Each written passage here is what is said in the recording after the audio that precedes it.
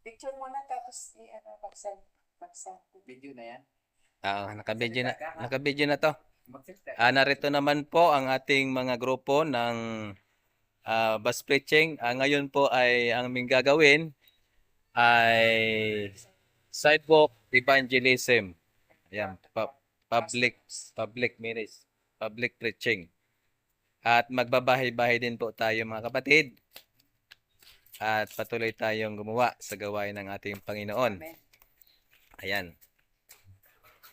Ayan ang ating mga kamanggawa. Dito po tayo ngayon sa lugar ni Brother Joel Patan-Patan. Magkakaroon po tayo ngayon ng sidewalk evangelism. Ayan. Atin pong magsasalita tayo sa may palengke.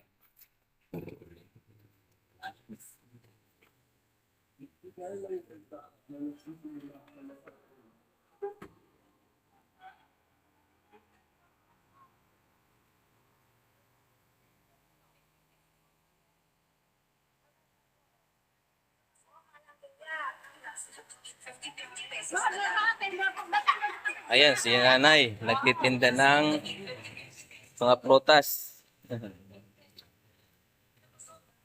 Ayan, daming prutas. Kuya, papapanda dito lahat ng klase ng damit, 50 pesos na lang. Ate, kuya, papapanda dito lahat ng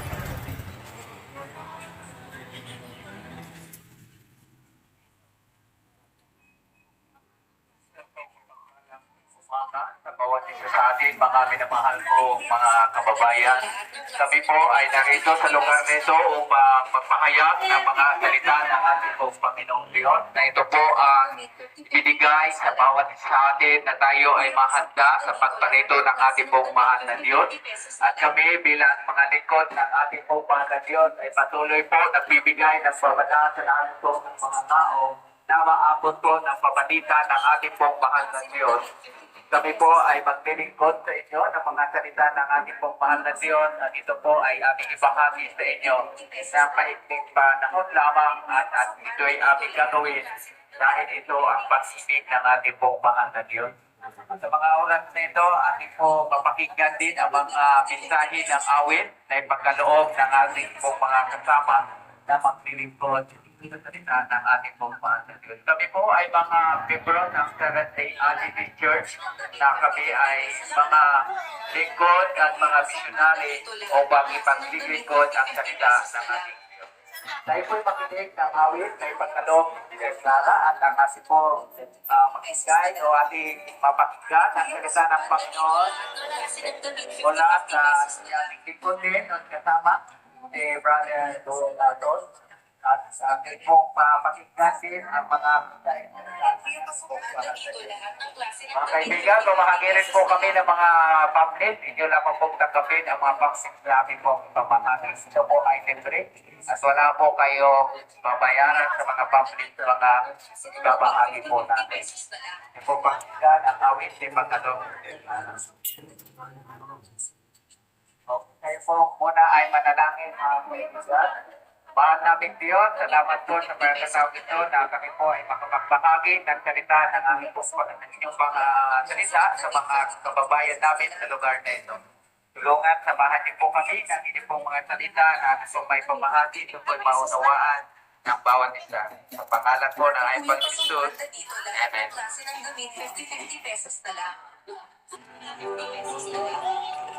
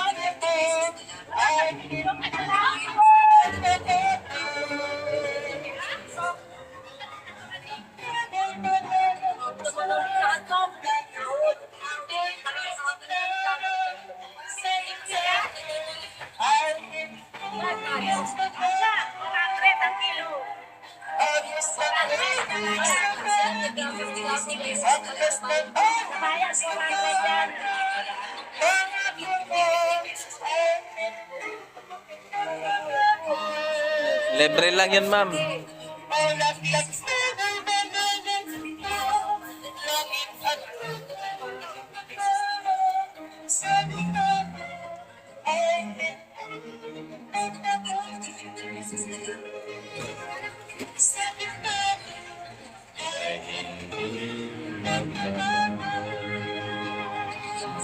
Salita mo.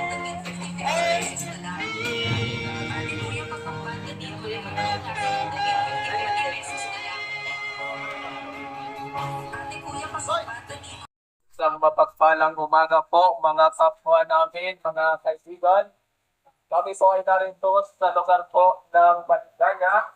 Kami po ay nakasal dito upang mangatid po sa inyo ng isang magandang balita. Sapagkat tunay po ng pagkakasabi sa banal na kasulatan, ang panahon po ay napakalapit na. Alam niyo ba mga kaibigan, mga kapwa namin, mga kababayan, dito po sa lugar po ng Maligaya, kami po ay bumabati sa inyo ng isang mapagpalang umaga. Ayan, kayo po ay nagtitig na sa ngayon ng mga prutas, ng mga isda, ng mga tinapay, at namamasada ng sa mga tricycles. At kami po ay magsasagawa po ngayon ng isa pong mensahe na kung saan kami po ay maghahatid po ng magandang balita. Sapagkat ang pagkakasabi po sa banal na kasulatan, ipapangaral po ang Ebanghelyo sa buong sanlibutan at pagkatapos darating po ang wakas. Alam niyo ba mga kapwa namin, mga kaibigan dito sa lugar po ng Maligaya, ang panahon po ay nakakalapit na.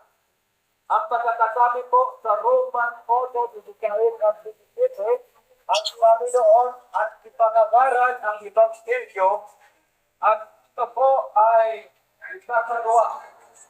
Ayan. Atin pong basahin po sa banal na kasulatan, mga kapatid, mga kapwa namin, mga kaibigan, at kami po ay bumabati po sa inyo.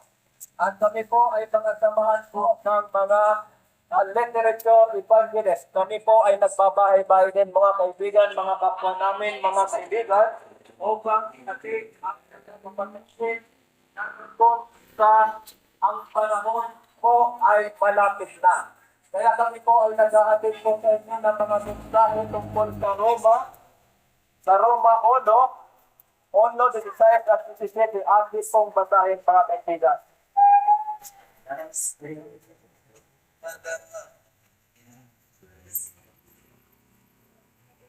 Ayan. Ano? 16 at 17, sapagkat hindi ko ikinakahiya ang Ebanghelyo, sapagkat ito ang kapangyarihan ng Diyos para sa kaligtasan ng bawat sumasampalataya, una sa Hudyo at gayon din sa Grego. 17, sapagkat ito ang katuwiran ng Diyos ay nahayag mula sa pananampalataya hanggang sa pananampalataya, ganay na gaya ng nasusulat, ngunit ang taong matuwid ay mabuhay sa pamamagitan ng pananampalataya. Ayan. Ito po mga kaibigan, mga kapwa namin, mga kaibigan, narito po tayo sa Maligaya. Ito po mga kaibigan, po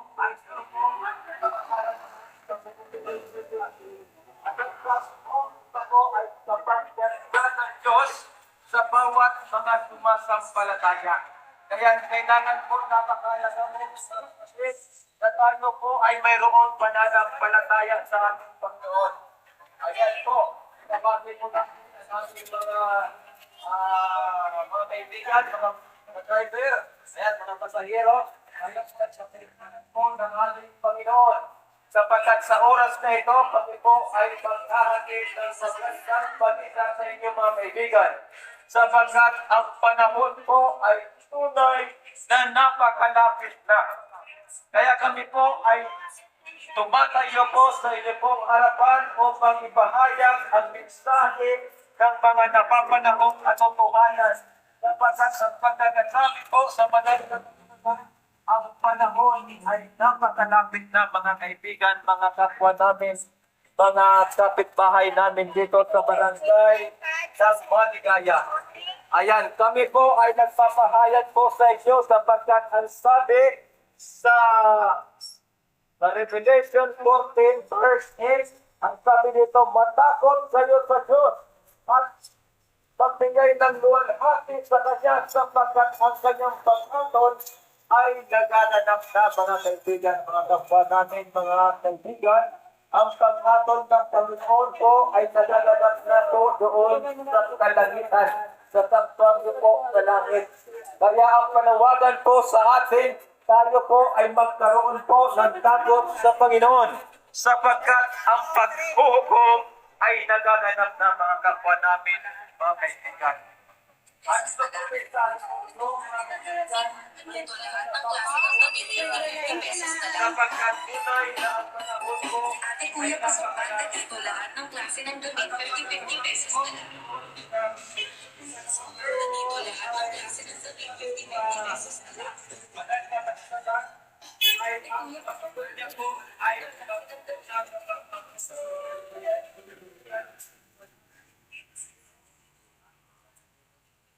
sapagkat itong mga isda, mga kuya, ito po ay mga pangunahing pangangailangan ng ating Panginoon.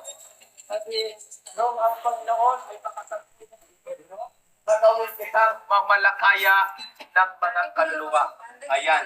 Nung sila ay nangista noon sa sila po ay pagkakat po sa dagat. Sa pag-uminta po nila sa buong pagdamas itapos nilang sa huli. Ngunit nung dumating po ang ating Panginoong ito at nakita niya si Pedro sa ipinatay sa dahon at ang sabi ng ating Panginoon, puno po ang sasabang sa bandang kanan. At alam niyo ba mga kaibigan, mga kapwa namin, mga kababayan, nung ipinutong si Pedro at sasabang at alam niyo ba ay nagtutok ang lahat ng klase ng damit, 50 pagkakang mga isda. Ayan kuya, ayan mga isda po, yan ay maubos po sa mga oras ang araw na ito. Sapagkat aking po kinan namin na kayo noon.